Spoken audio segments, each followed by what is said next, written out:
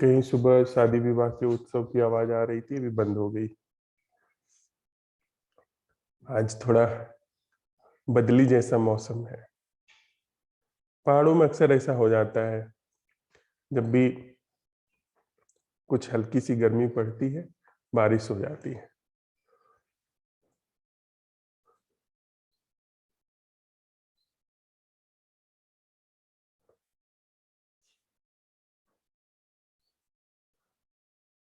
आज थोड़ा पंछी कम है, उनकी चहचहाहट रोज के मुकाबले कम है।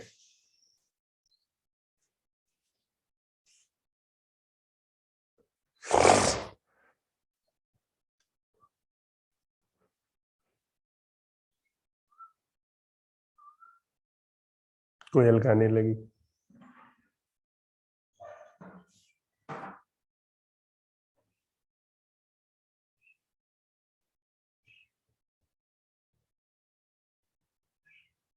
सुबह जब पशु पंछी सब जागते हैं, पेड़ पौधे जागते हैं, तो एक ताजगी की खुशबू होती है। एक खुशबू होती है, एक ताजगी की खुशबू होती है, सब मिली जुली।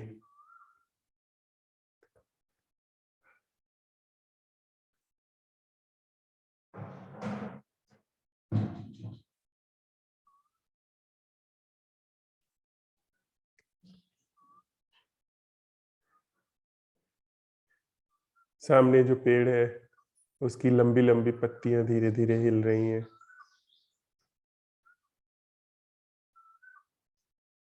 कुछ कुछ पंछी अभी गाना शुरू किए।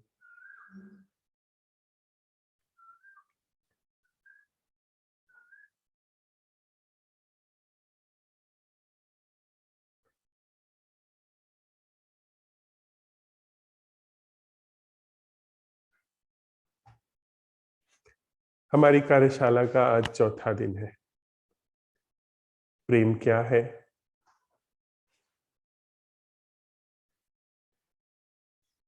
इसका हम साथ साथ चलते हुए इस कार्यशाला में अन्वेषण कर रहे हैं।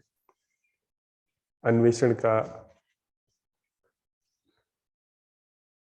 जो स्थान है, वो हम स्वयं हैं।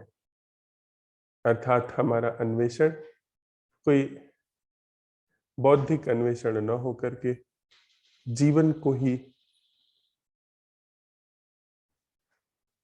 अपने अन्वेषण का विषय बना करके किया जा रहा है। ऐसे अन्वेषण में यदि सच में ही हमें यह पता चलता है कि प्रेम क्या है, या यह पता चलता है कि प्रेम क्या क्या नहीं है, और हम इस द्वार पर आ पहुंचते हैं जहां से प्रेम शुरू होता है, तो उसका सीधा प्रभाव हमारे जीवन पर पड़ता है, पड़ेगा, पड़ रहा है। प्रेम क्या है, इसका अन्वेषण करते हुए हम लोगों ने सबसे पहले प्रेम क्या नहीं है उसका अन्वेषण किया। उसमें पहले दिन हमने प्रेम संबंध नहीं है इस तथ्य की छानबीन की। हमने सबसे पहले पता लगाया कि प्रेम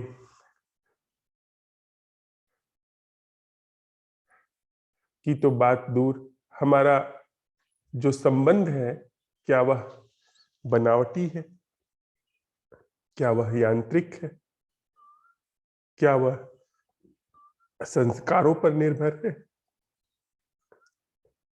हमने दिन भर के अवलोकन में पाया कि हमारे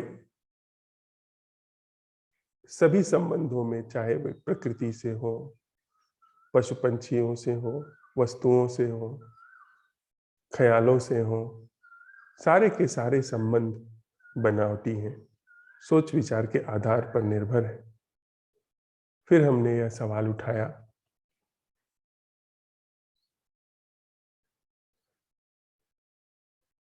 वह संबंध क्या है जो बनावटी नहीं है। इस प्रश्न के साथ रहते हुए हमारे हाथ तो कुछ नहीं लगा, लेकिन संबंध की समूची बनावटी संरचना धीमे धीमे गिरने लगी। पहले प्रकाश में आने लगी, फिर धीरे में धीरे वह अपने अवसान को सहज ही प्राप्त होने लगी। कदाचित इस अवसान में उस संबंध को अवसर मिले जो सोच विचार पर निर्भर नहीं है। पहली तरह से हम कि वह संबंध क्या है जो सोच विचार के आधार पर निर्भर नहीं है, हम प्रेम के द्वार पर आए, या प्रेम के लिए हमने द्वार खोला। क्योंकि प्रेम भला कैसे उस यांत्रिक बनावटी संरचना का हिस्सा हो सकता है जो कि सोच विचार पर निर्भर है। प्रेम जीवंत चीज है, जीवंत घटना है, जीवंत क्रिया है।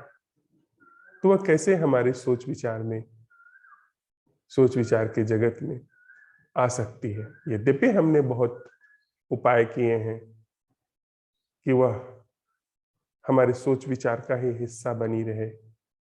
हमने खूब दोहराया है, खूब दूसरे को कहा है प्रेम मैं तुम्हें करता हूँ, या तुम मुझे प्रेम करो, मैं प्रेम पात्र हूँ, मैं प्रेम दे सकता हूँ, ले सकता हूँ, वगैरह वगैरह। लेकिन हम जानते हैं कि जब हम कहते हैं कि मैं प्रेम करता हूँ, तो उसके पीछे हमारा कोई न कोई स्वार्थ होता है, या हमारे भीतर छिपा कोई न कोई भय होता है जिससे पलायन करके हम दूसरे के निकट होने की आकांक्षा में इस शब्द को दोहराते हैं कि मैं तुम्हें प्रेम करता हूं। हमारी कभी दैहिक मांग होती है, कभी सामाजिक, आर्थिक, भावनात्मक, इसी सब मांग को पूरा करने के लिए हम इस शब्द का दुरुपयोग करते हैं।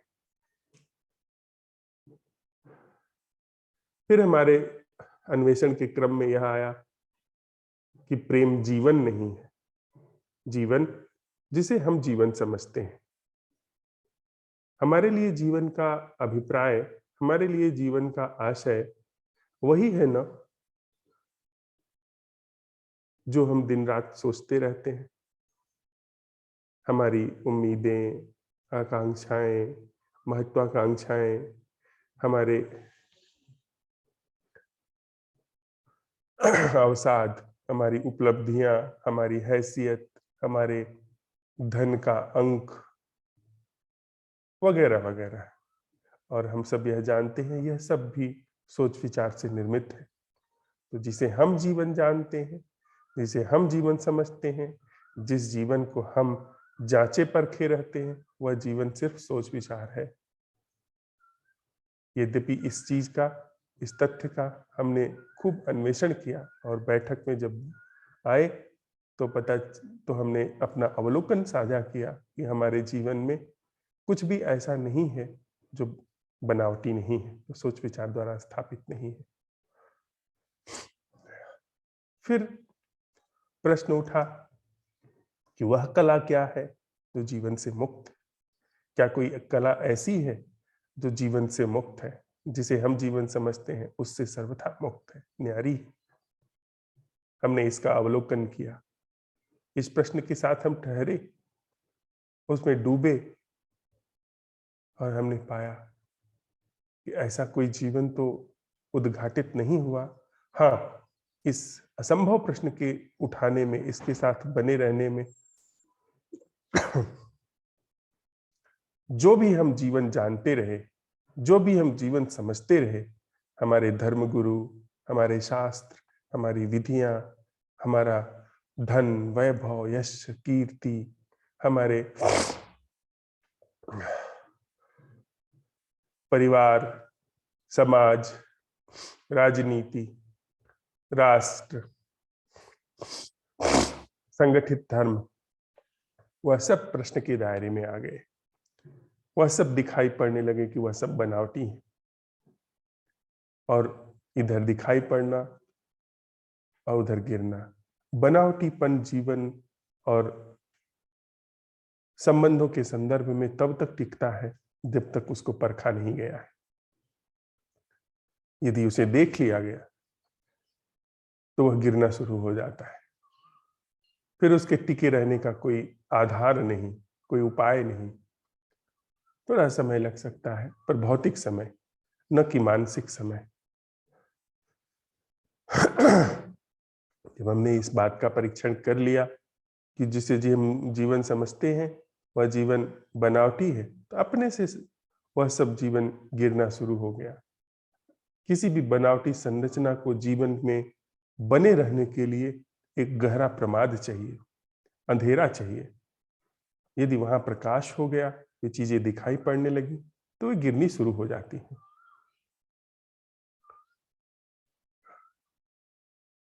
यदि सच में ही दिखाई पड़ गया, न कि सोच विचार से, विवेक से दिखाई पड़ गया, तो न कि सिर्फ किताब पढ़ करके, बुद्ध पुरुषों के वचन सुन के, उनके वचनों में तो एक गहरा प्रभाव है ही, क्योंकि उनके वचन किसी गहरी समझ से निकल करके आते हैं और अक्सर हम उसमें मोहित हो जाते हैं।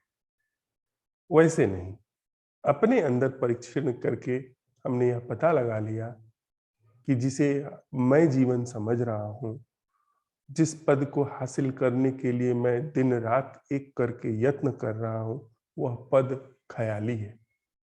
और ऐसे पद को हासिल करने में यदि मेरा जीवन गंवा दिया जाता है, तो यह एक मूढ़ता है, निरी मूढ़ता। यह समझ करके, यह सब देख करके, जान करके, तत्वतः जान करके, हमने प्रेम के लिए द्वार खोल दिए। अर्थात जब हमारे अंदर से ऐसे जीवन का अंत हुआ जो बनावटी है, उसका अवसान होना शुरू हुआ, प्रेम के लिए द्वार खुलने शुरू हो गए। यदि प्रेम जैसी कोई चीज है तो पधारे, तो स्वागत है। फिर हमने प्रश्न उठाया इस तथ्य पे कि प्रेम कारण नहीं है। हमने इसका परीक्षण किया। हमने देखा कि क्या हमारे जीवन में कुछ भी ऐसा है जो अकारण है। इस प्रश्न में हम गए, दिन भर हमने इसके साथ अवलोकन किया, ठहरे और पाया कि हमारे जीवन में जिसे हम जीवन समझते हैं, हमारे संबंध में जिसे हम संबंध समझते हैं, हमारे होने तक में जिसे हम अपना निज होना समझते हैं, जिसके लिए बहुत सारे महिमा मंडन है, जिसको लेकर के भौतिक तल से लेकर के तथाकथित धार्मिक आध्यात्मिक तल तक बड़ी महिमा गाई गई है, उसमें बिना कारण के, बिना सोच विचार के कुछ भी नहीं, कुछ भी ऐसा नहीं है जो अकारण हो। यह हमने अपने से परीक्षण किया, अवलोकन किया, और बीती रात हम इस प्रश्न के साथ विदा हुए थे, तो वह जीवन क्या है? नहीं, वह क्या है? न कि जीवन, न कि संबंध, न कि कला, यह सब शब्द है। हमने जीवन को उघाड़ करके देख लिया, जीवन के नाम पर सोच विचार है। संबंध को उघाड़ करके देख लिया, संबंध के नाम पर सोच विचार है। कला के नाम पर देख लिया, कला के नाम पर जोड़ तोड़ है, सोच विचार है। इसलिए उसको हम कोई नाम नहीं दे रहे हैं, बस संबोधन के लिए कह रहे हैं वह क्या है जो कारणों से मुक्त। बीती रात का यह प्रश्न था जिसके साथ हम अपने भीतर गए थे। आज भोर की इस बैठक में हम सब लोग इस पर अपना अवलोकन साझा करें कि वह क्या है जो कारणों से मुक्त, जिसका कोई कारण नहीं। तो कृपा कर आप सब लोग अपना अवलोकन साझा करना चाहें। 5 मिनट के लिए हम लोग बैठ जाते हैं। उसके बाद फिर क्रम से हम लोग अपना अपना अवलोकन साझा करते हैं कि वह क्या है जो कारणों से मुक्त है।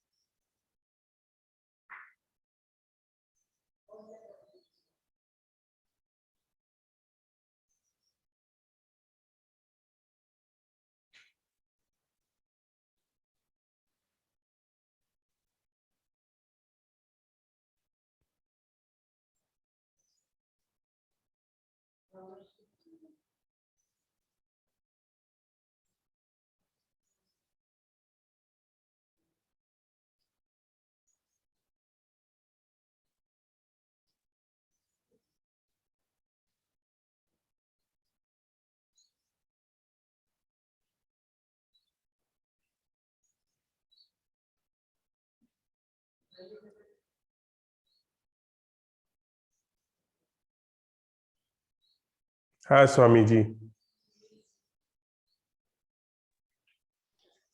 प्रणाम सभी मित्रों को। जी प्रणाम। यहाँ पे आज भी बहुत गर्मी है। बाकी आज एक ये नया दिख रहा है कि आज चिड़ियाएं बहुत आ गई है, जो छोटी छोटी गौरैया बोलते हैं ना, वो बहुत है। और उनकी चहचहाहट भी अभी तक सुनाई दे रही है। आज कहाँ से आ गई पता नहीं। कल तक तो कोई ऐसी चिड़िया एक कहीं दिखती थी, आज बहुत ढेर सारी आ गई है। और उनकी चहचहाहट से मेरे को यहाँ कमरे के अंदर तक सुनाई दे रही है। गर्मी तो बहुत है। और खिड़की से कोई ज्यादा बड़ा दृश्य दिखाई नहीं दिखता नहीं है। बाहर धूप भी निकल आई है। कमरे के अंदर पंखा चल रहा है। एसी सवेरे तक शुरू था, फिर बंद कर दिया था। और जहां तक वह क्या है, प्रश्न अपना, वह क्या है जो कारणों से मुक्त है। तो इस अस्तित्व में जो है वही दिखता है कि कारणों से मुक्त है। बाकी हम, मैं, मेरा जीवन, ये सब तो कारण युक्त ही दिखता है। भाई चांद तारे चल रहे हैं, सूरज चल रहा है, सूरज अपना प्रकाश दे रहा है, पृथ्वी घूम रही है, इनका कोई कारण नहीं दिखता। किंतु हमारे जीवन में जो भी घट रहा है, इसका कुछ ना कुछ कारण तो समझ में आता है। हम जो भी करते हैं बिना किसी कारण के कुछ नहीं होता। भले ही हम भ्रम पाल लें कि ये चीज अपने आप हो रही है, बिना कारण के हो रही है हमारी लाइफ में, क्योंकि ऐसा नहीं होता है। अगर उसमें गहरी नजर डाले, पैनी नजर से देखें, तो दिखता है कि कुछ ना कुछ तो कारण है उसमें। बिना कारण के जीवन, यानी समझ में नहीं आता कि बिना कारण का कोई जीवन हो भी सकता है। और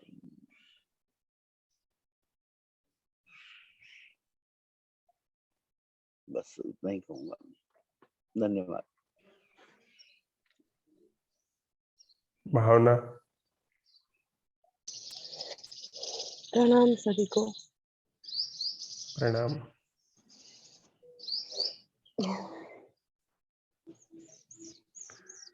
यहाँ पे एक मक्खी मेरे बार बार आके फेस पे बैठ रही है।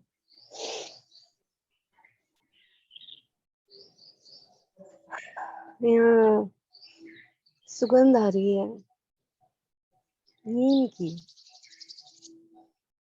नीम तो कट कर दिया है यहाँ पे, नीम का पेड़, लेकिन उसके नए नए पत्ते उग रहे हैं और पत्तों के ऊपर फूल आ रहे हैं छोटे छोटे से, तो उसकी सुगंध आ रही है। और इस सुगंध के साथ में जीभ के ऊपर कड़वाहट का टेस्ट नहीं है, लेकिन इस सुगंध में कड़वाहट का अ, मतलब ऐसे टेस्ट जीभ पे नहीं है, लेकिन ऐसे कड़वाहट का टेस्ट है। पता नहीं, एक ऐसा कभी हुआ नहीं, लेकिन ऐसा लग रहा है। और एक पक्षी है जो लगातार कब से बोल रहा है। ऐसे लग रहा है कि उसका मुंह भी दुखने नहीं आ रहा होगा। आप भी सुन रहे होंगे कि ये पता नहीं कब से बोल रहा है पक्षी। फूलों के ऊपर बड़ा सा भंवरा है जो गुनगुना रहा है। सामने सफेद कलर के ट्रांसपेरेंट फूल है मेरे।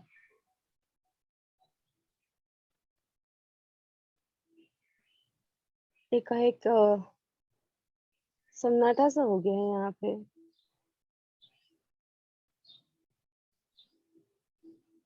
पक्षियों की आवाज तो है, लेकिन सन्नाटा सा लग रहा है, पता नहीं क्यों। और ठंडक है हवा में, बादल है, चांद है, बादलों में थोड़ा छुपा हुआ।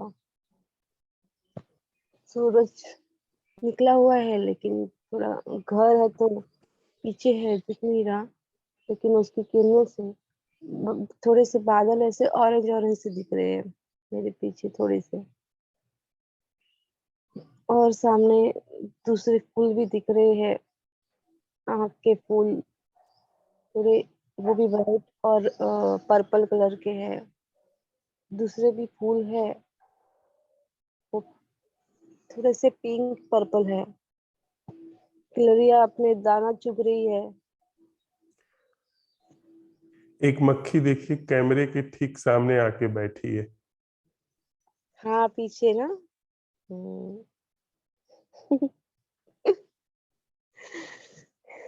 यहाँ पे बहुत सारी है ना दूर्वा भी उगी हुई है, बहुत सारी, जिसको लोग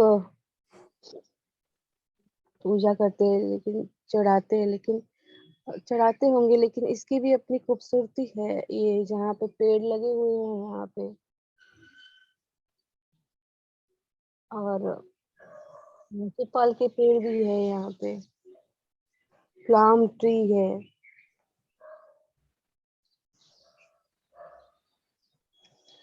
और वो जो प्रश्न है, क्या है जो कारणों से मुक्त है?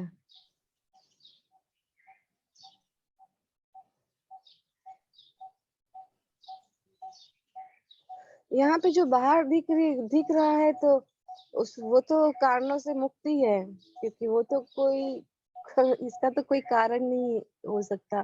हाँ, मेरे भीतर जो है वो उसका जरूर कारण है। सब कुछ जो जीवन चल रहा था अब तक, वो तो कारणों से ही चल रहा था। अब इसके बाद का पता नहीं मुझे कि वो कैसा होगा जीवन, लेकिन अब तक तो कारणों से ही चला। बाकी बाहर तो सब, इसका तो कोई कारण नहीं है, क्योंकि इसका कारण होगा तो भी मुझे नहीं पता है। हाँ, लेकिन मुझे तो कारण ही दिख रहा है बाहर। बादल भी बहुत आसमान में प्यारे से लग रहे हैं, ऐसे लग रहा है कि जैसे रुई बिछा दी हो, हल्की हल्की सी। नीले आकाश के ऊपर व्हाइट कलर की एकदम पतली पतली सी रुई बिछा दी हो, ऐसे लग रहा है आसमान में। कहीं पे है, कहीं पे नहीं है। बस इतना ही कहना चाहूंगी।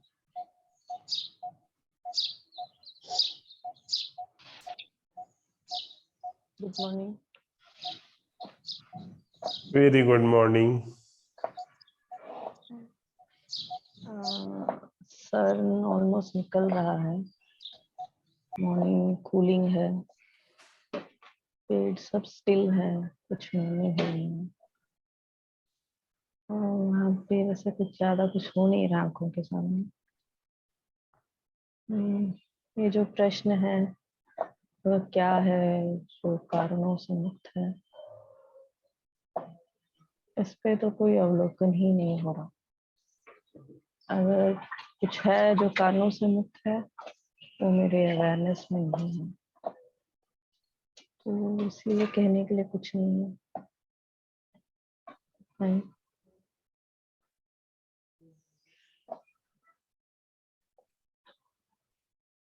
Thank you.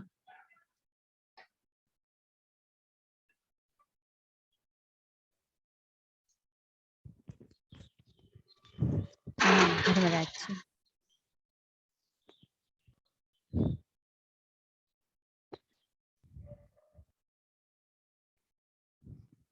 आज यहाँ हल्के बादल हैं आसमान में, और दूर से कुत्तों के भी कुछ भौंकने की आवाज आ रही है, चिड़िया के चहकने की आवाज आ रही है।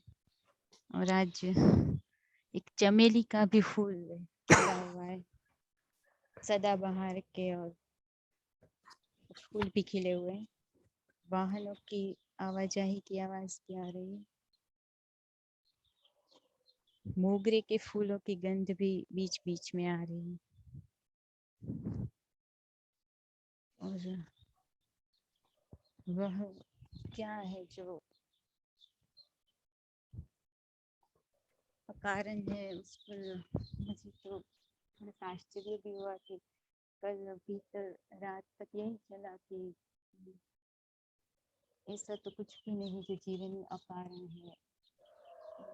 हम इस धरती पर भी आए हैं तो वह भी अकारण नहीं है, कुछ कारण है, इसीलिए हम यह जीवन मिला है। वह भी कारण है तो ही जीवन चल रहा है। लेकिन फिर रात को देर के बाद अचानक से आपकी कविता का स्मरण हुआ, कृतज्ञता का, तो लगा कि कुछ तो है जो अकारण भी है। जैसे कि जहाँ पर सोच विचार है, मैं है, वहाँ पर तो सब कारण ही है, लेकिन जहाँ सोच विचार नहीं पहुंच पाता या नहीं है, या मैं नहीं है, मैं का स्पर्श नहीं है, वहाँ पर सब कुछ अकारण ही है। जैसे कि ये फूल खिलते हैं, आम में आम आते हैं, आम के पेड़ में चिड़िया चहकती है, तो क्योंकि वहां पर मैं नहीं है, वैसा जैसा हमारे मैं होता है, हमारा जो सोच विचार का है या संबंधित होने का ढंग जो हमारा है, तो वहां पर इसीलिए सब कुछ सब कारण ही है। पर इसके अतिरिक्त जहाँ पर ये नहीं है मैं या सोच विचार, वहां पर कुछ है, क्या है नहीं पता, पर कुछ है जो अकारण ही है। धन्यवाद।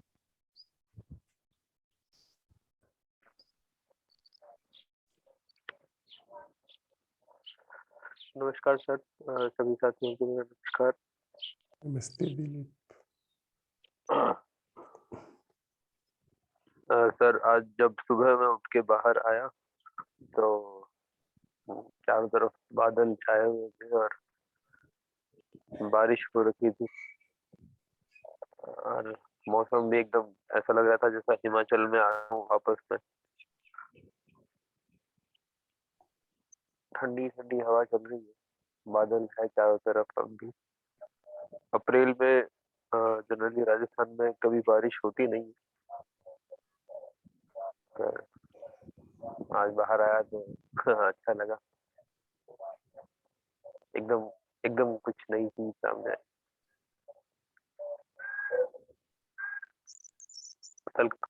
कल जो प्रश्न आया, वह क्या है जो कारण मात्र से ही मुक्त है, उसके बिना है।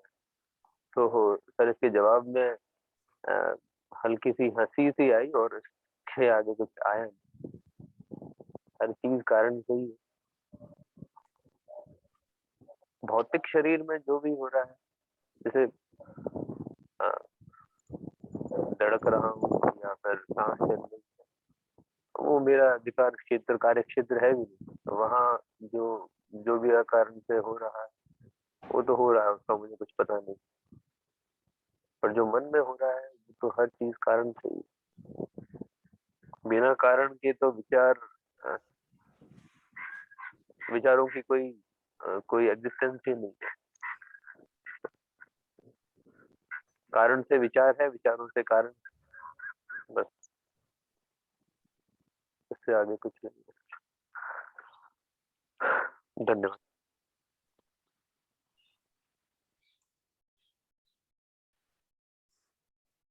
नमस्ते।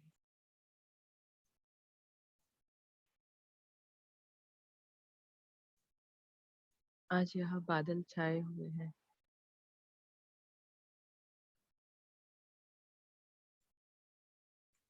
कहीं से पंछियों की आवाज आ रही है।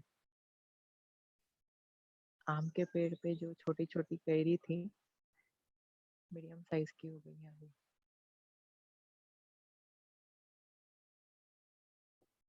जिस पेड़ को आम लगे हुए हैं, वो पत्ते डार्क है, डार्क ग्रीन का शेड है उनका। और जिसमें आम नहीं लगे हैं, वो एकदम लाइट शेड है ग्रीन में। कुछ उसके ऊपर गुलाबी पत्ते भी है।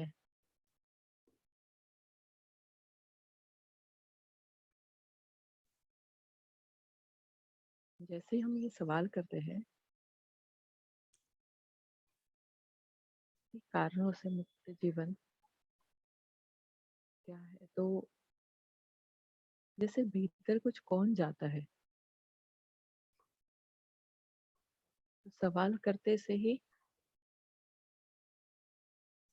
सिर्फ अपने हार्ट बीट सुनाई देते हैं, वहाँ कुछ भी नहीं दिखाई देता।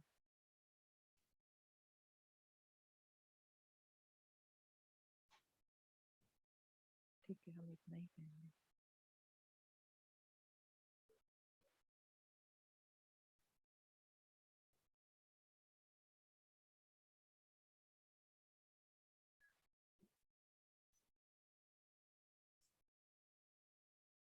प्रमिला। जी, नमस्कार सबको। नमस्कार। मैं जहाँ बैठी हूँ अंधेरा सा है थोड़ा, क्योंकि दरवाजे वगैरह बंद है। पास वाले कमरे से पंखे की थोड़ी आवाज आ रही है। ये अंधेरा शायद अंदर बाहर दोनों तरफ है। और प्रश्न की अगर बात करूं तो जैसे दिलीप जी ने कहा कि जो हमारे कार्य क्षेत्र में, अधिकार क्षेत्र में नहीं है, उन चीजों को हटाने के बाद ऐसा कुछ दिखाई नहीं दे रहा है जो बिना कारण के हो। बस इससे ज्यादा कुछ नहीं देख पा रही हूँ, इतना ही।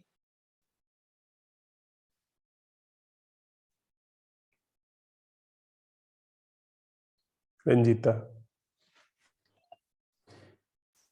Good morning. Good morning.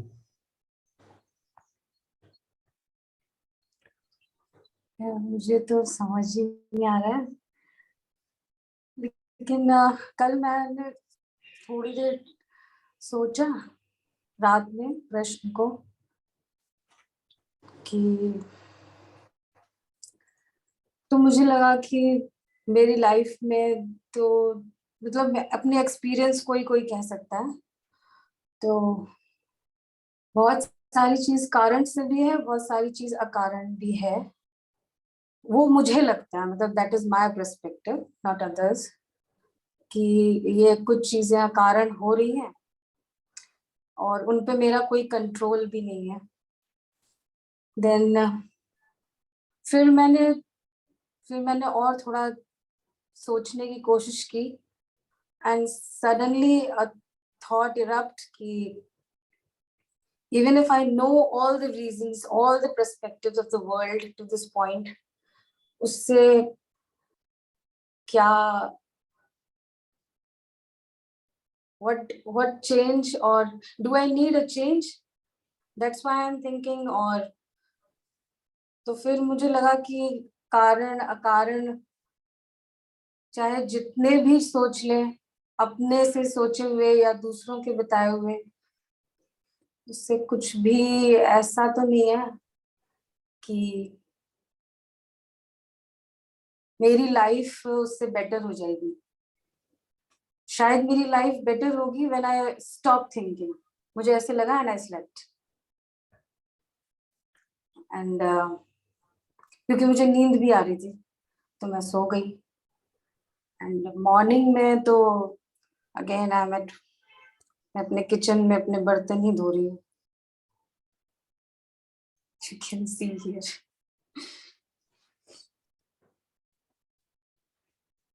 तो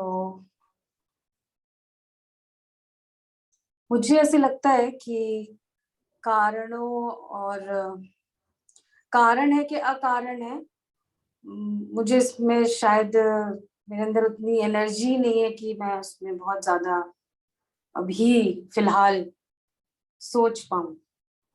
आई थिंक सो। फिर भी इतना ही मुझे लगा जो मैंने रखा आपके सामने। Thank you.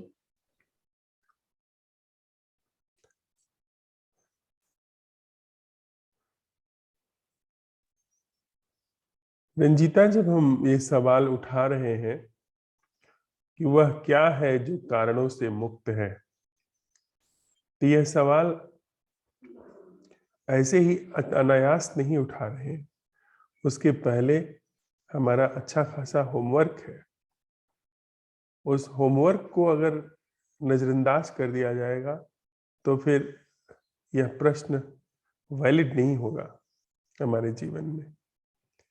हमने कल दिन भर के अवलोकन में इसकी छानबीन की थी कि क्या हमारे जीवन में कुछ भी ऐसा है जो कि बिना कारण के है, संबंध में, व्यवहार में, जीवन में कुछ भी ऐसा है जो बिना कारण के है। और जब हम यह देख लिए कि हमारे जीवन में कुछ भी ऐसा नहीं है जो बिना कारण के है, यानी हम भी बिना कारण के नहीं हैं। हमारा अपना होना, जिसे हम अपना मैं कहते हैं, मैं हूं, वह भी कहीं न कहीं सोच विचार के द्वारा ही स्थापित है। ये हमने परख करके देख लिया। अर्थात जब यह क्षेत्र स्पष्ट हो गया कि जो भी हमारा जीवन है वह सब कारण से युक्त है, तब हम यह सवाल उठा रहे हैं अपने से, खुद अपने भीतर। फिर हम अकारण की खोज नहीं कर रहे हैं, हम कारणों का पता नहीं लगा रहे हैं कि इसके पीछे क्या कारण है, उसके पीछे क्या कारण है। जाहिर सी बात है, कारणों का अगर हम पता लगा ले रहे हैं कि इसके पीछे यह कारण है, उससे कुछ भी समाधान नहीं होने वाला है। हम उसका पता लगा रहे हैं जो कि अकारण है। वह प्रश्न उठाने में कारण की जो समूची संरचना है, मैं कारण हूं। मुझे जो भी जीवन घट रहा है कारण है, जो भी संबंध घट रहे हैं कारण है। और जब मैं ये सवाल उठाता हूं, वह क्या है जो अकारण है, यह समूची कारण की संरचना इस प्रश्न के आलोक में स्तब्ध हो जाती, सहज रूप से ठहर जाती। देखिए, सवाल उठाइए अपने सामने, वह क्या है जो अकारण है। जी वही सवाल, जब मैंने जो लास्ट चीज थी वही आई मेरे दिमाग में कि वह क्या है जो अकारण है, एंड देन मुझे कुछ भी नहीं आया, सो आई स्लेप्ट। मतलब उसका आंसर मुझे कुछ अभी तक नहीं आया, और बस ठीक है। मतलब उसका आप जो कह रहे हैं, आप जो कह रहे हैं एग्जैक्टली, मतलब मैं उसको सेम वर्ड्स में नहीं कह सकती, लेकिन जो लास्ट आपका प्रश्न के साथ ही थे, मतलब लास्ट थिंग वाज कि वह क्या है जो जीवन में अकारण है, and nothing came to my mind, and it was yes, अर्थात इसका उत्तर हमें नहीं आएगा। अकारण उत्तर कारण को नहीं आ सकता, वह असंभव बात है, हो ही नहीं सकता ऐसा। हाँ, इस प्रश्न को उठाने में अकारण का अवसान शुरू हो जाता है, कारण का अवसान शुरू हो जाता है, और अकारण को जगह मिलनी शुरू हो जाती है। Yes. That's it, thank you.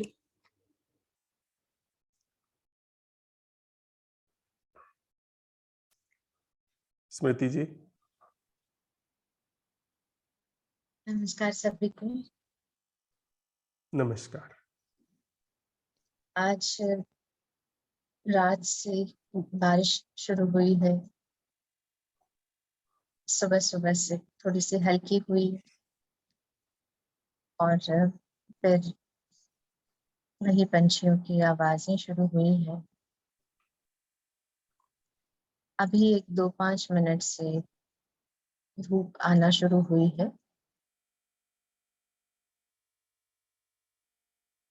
अभी भी मिट्टी की खुशबू है।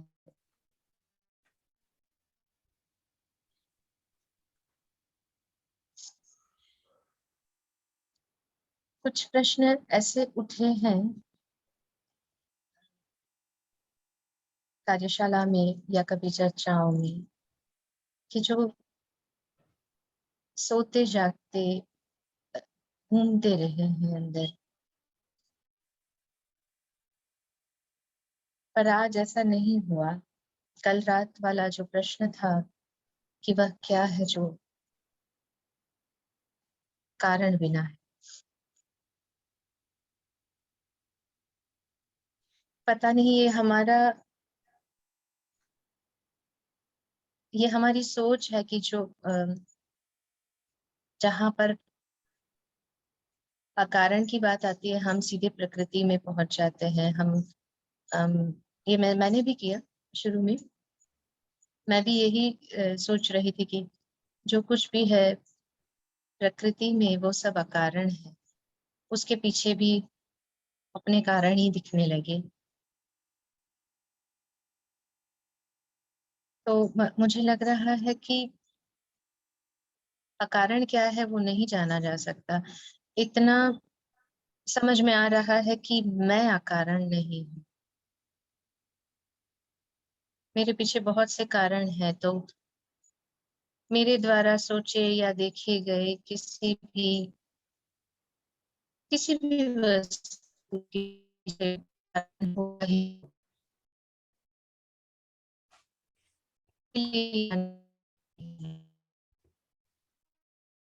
जो अकारण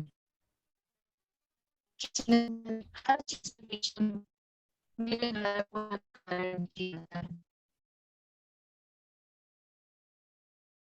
ना मुझे समझ में आया क्या कारण। आवाज में बहुत डिस्टरबेंस है।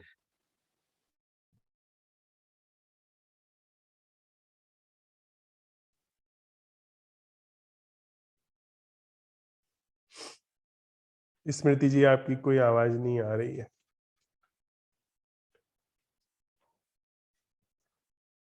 सुरमिता जी।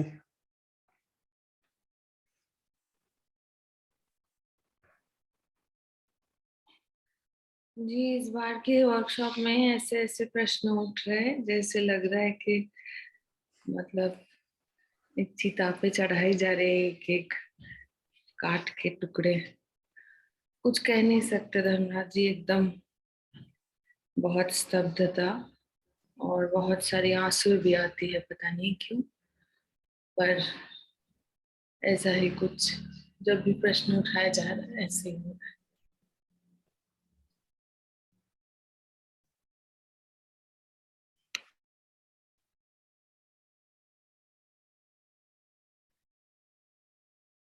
स्मृति जी, एक बार और कोशिश करिए आप। सुन पा रहे हैं आप मुझे? जी। मुझे ये लगा था कि इस प्रश्न को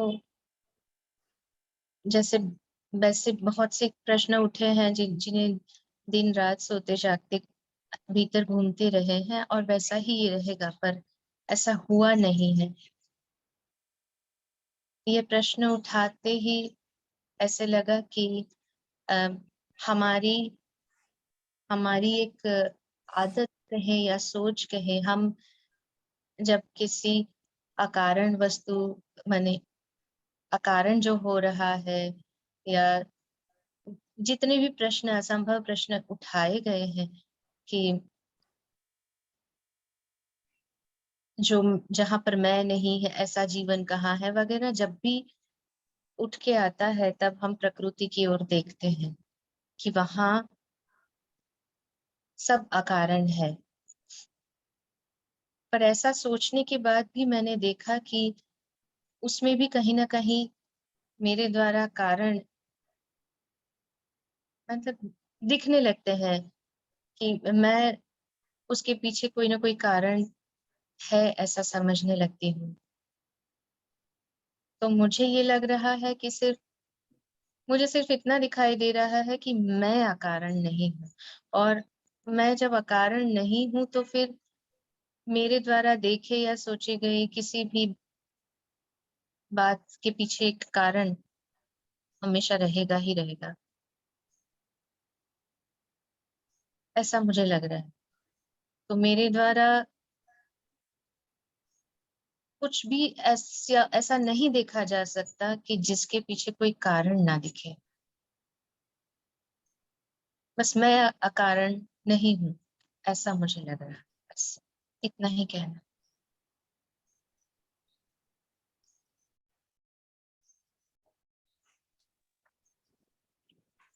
सभी को नमस्कार। नमस्कार। आज बादल बहुत सारे हैं और सूर्य जो है वो बादलों में ही छुपा हुआ है। हवा में बहुत ठंडक है। दरअसल रात को तेज आंधी और उसके बाद में बारिश हुई थी। आंधी इतनी तेज थी कि दरवाजे टकराने लगे और नींद खुलती गई। बाहर उठ करके आया दरवाजा बंद करने, देखा बारिश हो रही थी। उस समय बड़ा अच्छा सा लगा क्योंकि जनरली इस समय यहाँ बारिश होती नहीं है। तो तेज बारिश नहीं थी पर फिर उनिंदा सा था मैं, पर फिर भी थोड़ा सा अच्छा लगा तो थोड़ी देर जग करके बैठा रहा। पक्षी उड़ रहे हैं आसपास, थोड़े कम है। सामने जो कुछ पेड़ पौधे, खाली मैदान, कुछ घर जो दिख रहे हैं वो कुछ दूरी तक तो साफ दिख रहे हैं, फिर कुछ धूल का गुबार सा है या कोहरा सा है, उससे जो कुछ दिख रहा है वो थोड़ा धुंधला सा ही। सर, प्रश्न को लेकर के मेरा अवलोकन कुछ कुछ स्वामी जी और जो अभी स्मृति में हमने बताया कुछ कुछ वैसा ही रहा कि जो भी प्राकृतिक व्यवस्था है, ये जो नेचुरल सिस्टम बना हुआ, वहां ऐसा लगता है कि अकारण है। और फिर एक चीज विचार में आती है कि हम इंसान भी इसी प्रकृति का हिस्सा हैं, तो वहां भी कुछ ना कुछ अकारण होना चाहिए। पर और सोचते सोचते समझ में आता है कि जिस आइडेंटिटी फॉर्म में मैं जी रहा हूँ, वहां चाहे मैं अपने जीने के फलसफों की ही बात कर लूं या जिन कंसेप्ट्स को लेकर के मैं जी रहा हूँ, चाहे वो चेंज हो रहे हैं या यथावत बने हुए हैं, वहां फिर वो जस्टिफिकेशंस और कारण साफ साफ दिखते हैं सर। तो यहाँ आकर के फिर अटक जाते हैं कि फिर ऐसा क्या होगा जो कारण से मुक्त है, उससे आगे फिर नजर नहीं जा पाता, वहां आकर के ब्लॉकेज है। और यही कुछ अवलोकन है।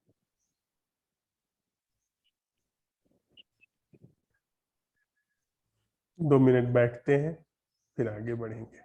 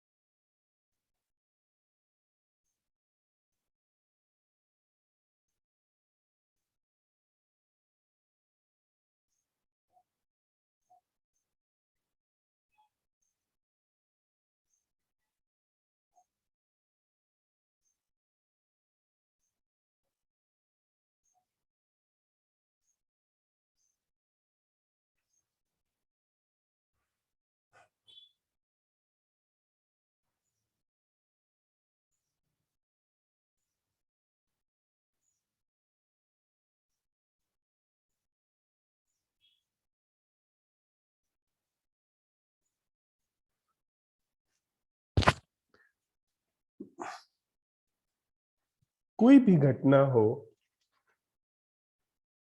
यदि उस पर हम सोच विचार नहीं कर रहे हैं, क्या कारण अस्तित्व में आ सकता है?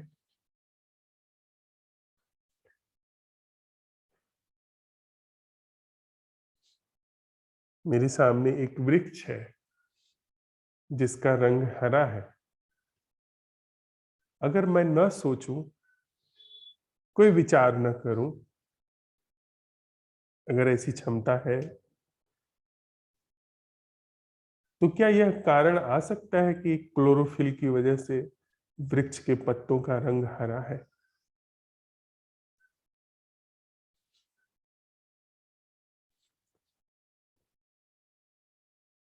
यह सोच विचार की प्रक्रिया है जो कारण को लेके आती है, उन कारणों के आधार पर चीजों को प्रभावित करती है, फेरबदल करती है।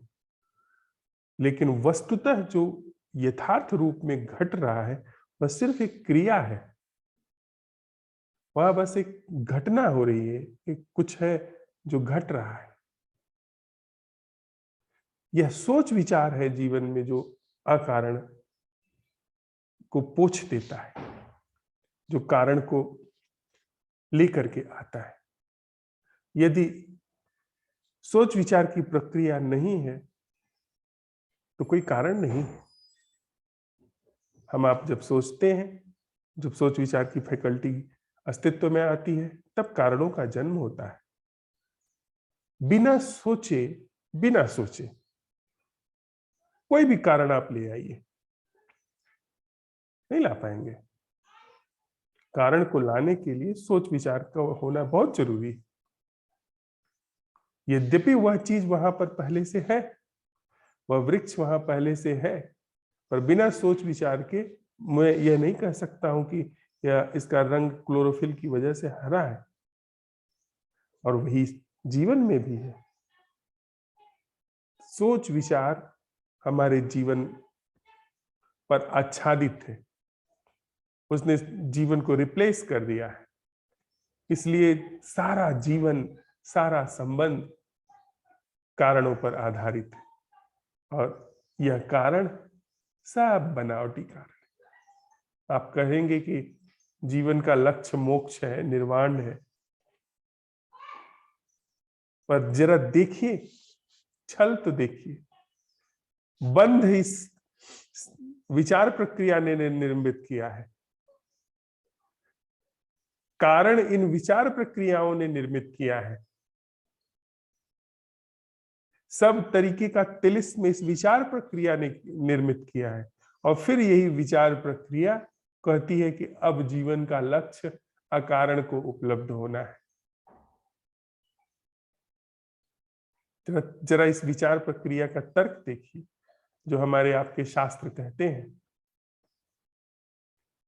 कि हमारे जीवन का लक्ष्य अकारण को उपलब्ध होना है, मोक्ष को उपलब्ध होना है, जो सब का कारण है उसको उपलब्ध होना है, जिसने सब उमगता है, जिसमें सब समा जाता है, उसको उपलब्ध होना है। पहले विचारों ने उसको तोड़ा, और फिर अब विचार एक नई चीज का निर्माण कर रहे हैं जो हमारी समझ में है, न कि जो पता नहीं क्या उन ऋषियों का अर्थ रहा ऐसा कहने की।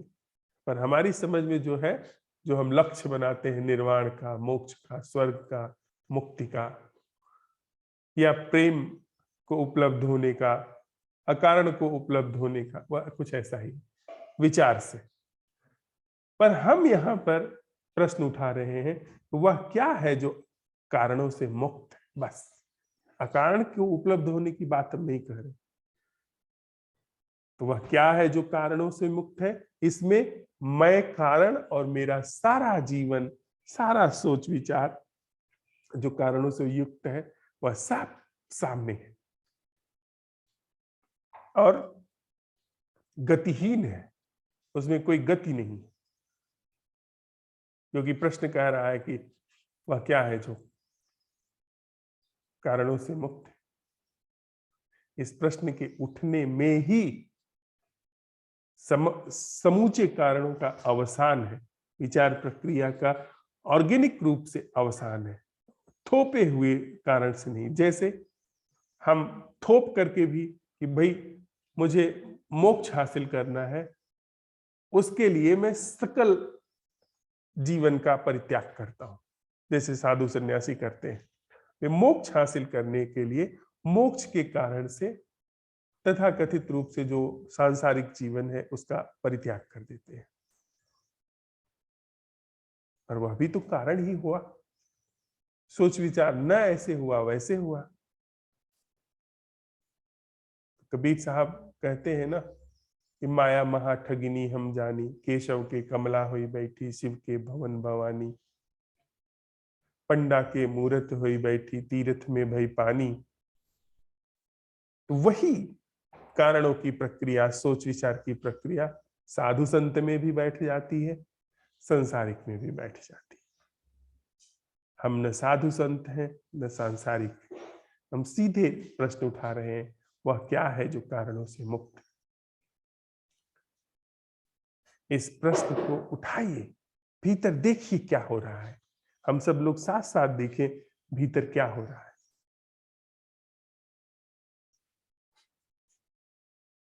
हमें अकारण का पता नहीं चलेगा, पर हम कारण जीवन के पटल से पोंछ दिए जा रहे हैं।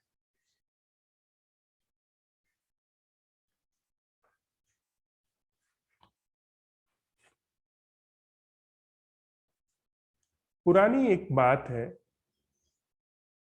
एक गाथा है। एक भिक्षु नगर वधु के द्वार से गुजरे। भिक्षु युवा थे और बुद्ध के शिष्य तो थे ही। जीवन में असंभव प्रश्नों के साथ उद्योग कर रहे थे। तो भिक्षु के चेहरे पे एक तेज था। सन्यासी सुंदर हो ही जाते हैं। जो सच्चे सन्यासी होते हैं उनमें एक आभा का प्रवेश हो ही जाता है, क्योंकि वे कुछ ऐसे क्षेत्रों में अन्वेषण कर रहे हैं, अवलोकन कर रहे हैं जहां पर सहज सौंदर्य उपलब्ध है, तो वह उन्हें घेरता चला जाता है। नगर वधु अपने छज्जे पर बैठ करके आने जाने वाले लोगों को देख रही थी। नगर वधु उस समय का लगभग श्रेष्ठतम सम्मानित पद था। जो राज्य की सबसे सुंदर कन्या होती थी उसको यह पद दे दिया जाता था। उसको महल, हाथी, घोड़े, छोटी मोटी सेना, खूब सारा जो भी दिया जा सकता था दे दिया जाता था, और उसको अधिकार होता था कि वह जिसके साथ चाहे उसके साथ सोए। कई बार ऐसा होता था कि बड़े बड़े सेठ, राजकुमार, बड़े बड़े सेनापति, मंत्री, उसके यहाँ राजा तक अपना नंबर लगाए रहते थे, पर वह जब रीझती थी किसी के ऊपर तभी अनुमति देती थी किसी को अपने साथ रहने का। वह छज्जे पर बैठी ही है। भिक्षु अपना भिक्षाटन के लिए निकले हैं। वे उसके महल के सामने से गुजरते हैं। उनको देखती है, उनकी चाल देखती है, उनका सौंदर्य देखती है, उनकी आभा देखती है। उसने ऐसा व्यक्ति पहले कभी नहीं देखा था। उसने और तरह के व्यक्ति देखे थे, पर यह व्यक्ति नहीं देखा था। एक नजर में ही वह देख करके उन्हें मोहित हो जाती है और तुरंत अपने सेवक को बुलाकर कहती है कि आज इस व्यक्ति के साथ मैं रहूंगी, आज यह मेरा अतिथि होगा। यद्यपि पहले बहुत सारे लोग नंबर लगाए हुए थे, पर उस दिन उसने उन्हें आतिथ्य दे दिया। सेवक ने पूछा भी कि ये तो हमारी सूची में नहीं है और इन्होंने हमें कुछ देने का प्रलोभन भी नहीं दिया है। तो उसने कहा कोई बात नहीं, मेरा ऐसे ही इनके साथ समय बिताने के लिए मन है। उन्होंने कहा ठीक है। हम लोगों की तो यही दशा होती है कि जो भी कुछ हमें भा जाए, अच्छा लग जाए, वह हमारे अपने अधिकार क्षेत्र की वस्तु हो जाए, वह हमें मिल जाए। नहीं मिलता है वो अलग बात है, पर हमारा यत्न, हमारी कोशिश भरपूर यह रहती है कि जो भी कुछ हमें पसंद आ जाए, हमें पसंद आ जाए, वह मेरे अपने आंगन की वस्तु हो जाए, वह हमें अपने बैठक में चाहिए। उसने कभी ऐसे व्यक्ति के बारे में सुना भी नहीं था, देखने की तो बात दूर। वो कहीं से ऐसे ही घूमते हुए आ गए थे। सेवक गया, उनको बुलाया, कहा कि चलिए हमारी मालकिन आपको बुला रही हैं। तो वो चले आए। नगर वधु ने उन्हें देखा और कहा कि आज रात्रि आप हमारे यहाँ मेहमान हैं, हमारे यहाँ रहिए। उन्होंने कहा कि आप मुझे क्यों मेहमान बनाना चाहती हैं? तो उसने कहा, तुम मूर्ख हो, तुम्हें पता नहीं तुम किससे बात कर रहे हो? मैं इस राज्य की नगर वधू हूं और तुम्हें इतना बड़ा सम्मान मिल रहा है और तुम मुझसे प्रति प्रश्न कर रहे हो कि क्यों आप बनाना चाहती हैं? तो उन्होंने कहा, देवी, मैं समझ गया आपका क्या आशय है, पर मुझे अभी जो आपके पास है उसकी जरूरत नहीं है। वह तो क्रोध से तिलमिला गई। उसने कभी भी इनकार सुना ही न था और उसे इसमें अपने सौंदर्य का, अपने वैभव का बड़ा अपमान, बड़ा तिरस्कार लगा। वह बिल्कुल आग बबूला हो गई कि तुमने इतनी हिम्मत कैसे की कि तुमने मेरा तिरस्कार कर दिया, मुझे इनकार कर दिया। उन्होंने कहा, देवी, जो आपके पास धन, वैभव, सौंदर्य, यौवन है, इसकी मुझे जरूरत नहीं है। हाँ, समय जैसी दिन आईबे, आपनी आईबो तोमार कुंजे। जिस दिन समय आएगा मैं स्वयं आऊंगा तुम्हारे पास। जब सच में ही कोई जरूरत होगी तुम्हें, तब मैं आऊंगा। उसने बुरी तरीके से उनको धक्का मार करके बाहर निकलवा दिया घर से, अपने महल से। समय बीता, यौवन क्षीण हुआ। जो लोग महल के सामने वर्षों तंबू गाड़ करके रहते थे, वे सब धीरे धीरे तंबू उखड़ गए। जो बेहिसाब धन दौलत आती थी, वह सब शाही जीवन शैली में खर्च हो गई। धीरे धीरे सब कुछ बिकने लगा।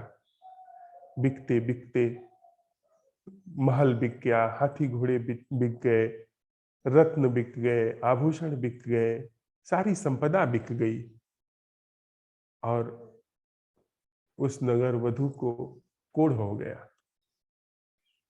जब कोढ़ हो गया तो वही लोग जो उनके आगे पीछे चक्कर लगाया करते थे, एक नजर, एक झलक देखने के लिए लालायित रहते थे, उन्हीं लोगों ने उसे उठा करके नगर के बाहर फेंक दिया।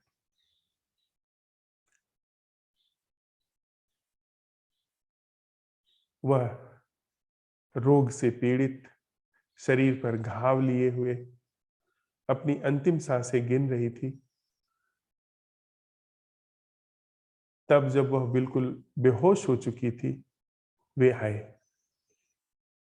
वे उनको ले गए अपनी कुटिया में, उनकी सेवा शुश्रूषा की, उनके घावों को धोया, उसको साफ किया, मरहम लगाया, उनको औषधि दी, उनको अपने हाथ से भोजन कराया और धीरे धीरे उनका जब कुछ स्वास्थ्य लौटा, उन नगर वधू का, उन्होंने आंखें खोली।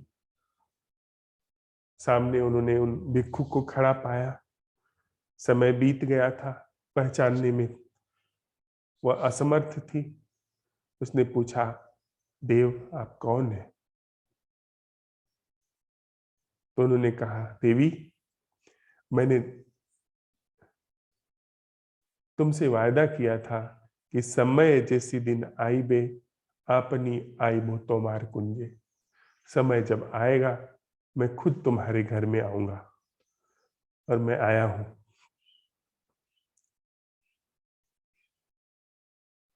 वह नगर वधू उनके चरणों में लौट गई और कहा कि आप मुझे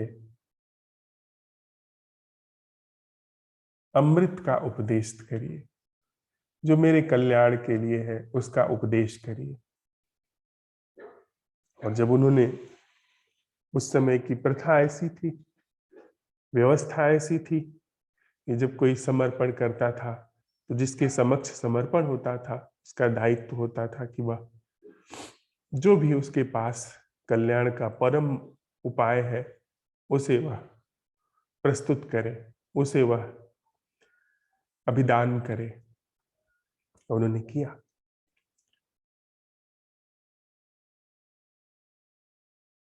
प्रेम दो नहीं है।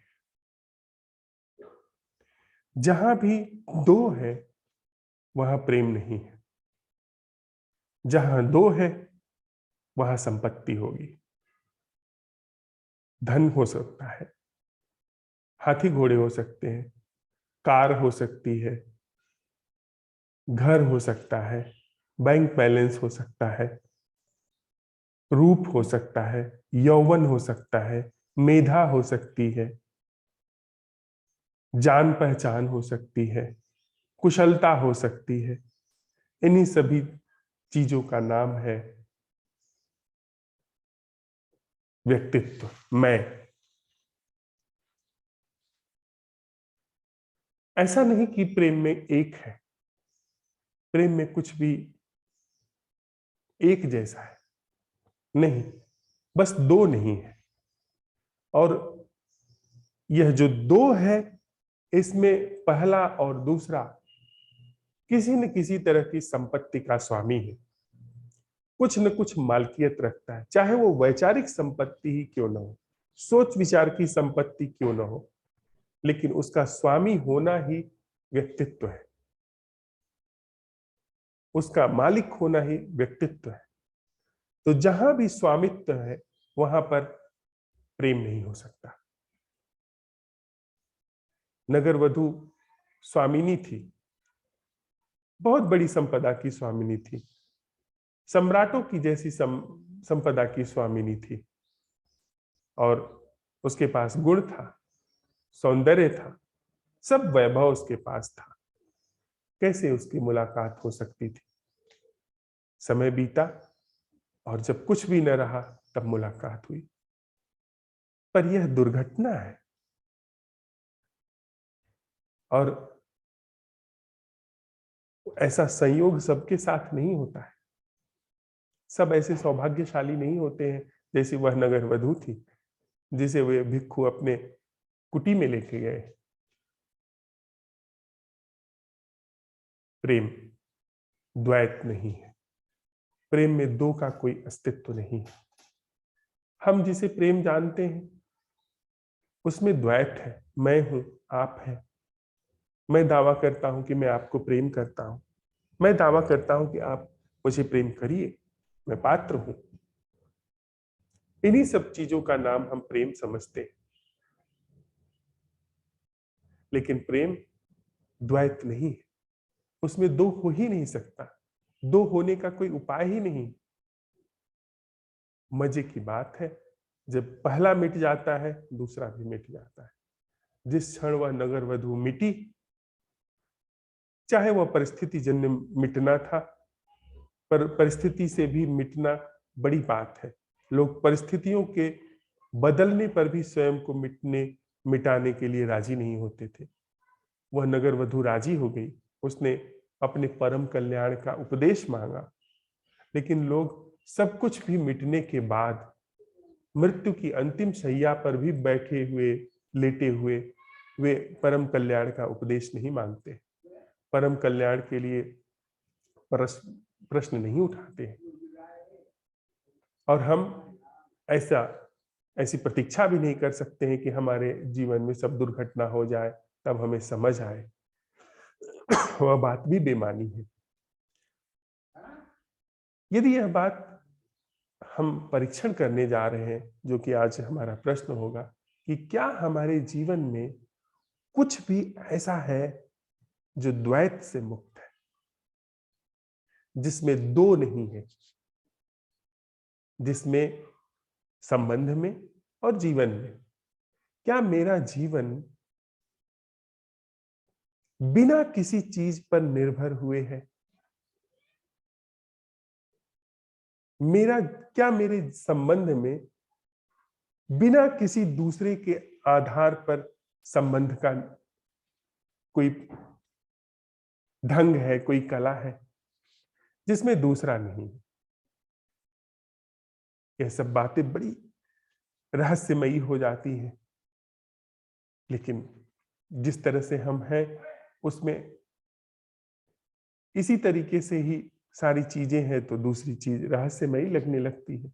हमने जो सीखा समझा जाना है, हमने प्रेम के दावे किए हैं, प्रेम के दावे लिए हैं और पानी के बबूले की तरह हमारे प्रेम के दावे फूटे हैं, वही सब हम जानते हैं। पर आज हम इस तथ्य का अन्वेषण करने जा रहे हैं कि क्या हमारे जीवन में कुछ भी ऐसा है जो दो से मुक्त है, जो दो नहीं है, जिसमें दो नहीं है। हमारे संबंध में कुछ भी ऐसा है जो द्वैत के घर्षण से नहीं, दूसरे की छवि नहीं है, दूसरे का ख्याल नहीं है, दूसरे का की धारणा नहीं है, बिना छवियों, नामों, ख्यालों, धारणाओं से मुक्त क्या कोई भी ऐसा संबंध है हमारे जीवन में? हमारे जीवन में कुछ भी ऐसा है जो दूसरे पे निर्भर नहीं है, चाहे वो विचार ही क्यों न हो। इसकी हम शाम तक पड़ताल करते हैं, शाम की बैठक तक इसका अन्वेषण करते हैं, अवलोकन करते हैं, फिर शाम की बैठक में मिलेंगे इस प्रश्न के सत्यापन के बाद कि क्या हमारे जीवन में कुछ भी ऐसा है जो द्वैत से मुक्त है। क्योंकि प्रेम द्वैत नहीं है, प्रेम में दो नहीं है। कबीर साहब का एक दोहा है, कबीरा यह घर प्रेम का, खाला का घर नाय। मौसी का घर नहीं है, शीस उतारे भूई धरे, सो बैठे घर माए। गर्दन उतारो, मैं उतारो, मैं को रख सको तो रखो, फिर प्रेम के घर में प्रवेश। यह ऐसा नहीं हो सकता है कि आप भी रहें और मैं भी रहूं, दोनों संभव नहीं। और इसका मतलब यह नहीं कि आप मिटते हैं तो वह बचा रहता है, आप मिटते हैं तो वह भी मिट जाता है। दो का वहां नहीं होना है, इसका मतलब यह नहीं कि एक का होना है। वहां व्यक्तित्व का संपूर्ण अवसान है यदि प्रेम यथार्थ में है, पर हम ऐसे स्वीकार नहीं करेंगे, नहीं कर रहे हैं। हम पहले आज इस प्रश्न का सत्यापन करते हैं अपने जीवन में, क्या हमारे संबंध में, क्या हमारे जीवन में कुछ भी ऐसा है जो द्वैत से मुक्त है? क्या हमारे जीवन में कुछ भी ऐसा है जो द्वैत से मुक्त है? क्या हमारे जीवन और संबंध में कुछ भी ऐसा है जो द्वैत से मुक्त है? 2 मिनट के लिए हम लोग बैठते हैं इस प्रश्न के साथ, फिर मांझकर सांझ की बैठक तक के लिए इस प्रश्न का अवलोकन अपने साथ करेंगे।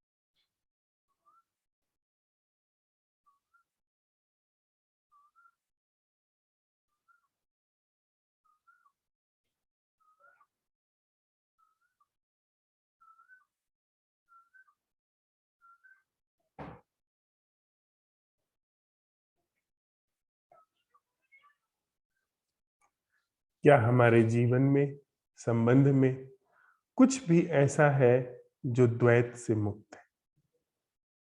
क्या हमारे जीवन और संबंध में कुछ भी ऐसा है जो द्वैत से मुक्त है?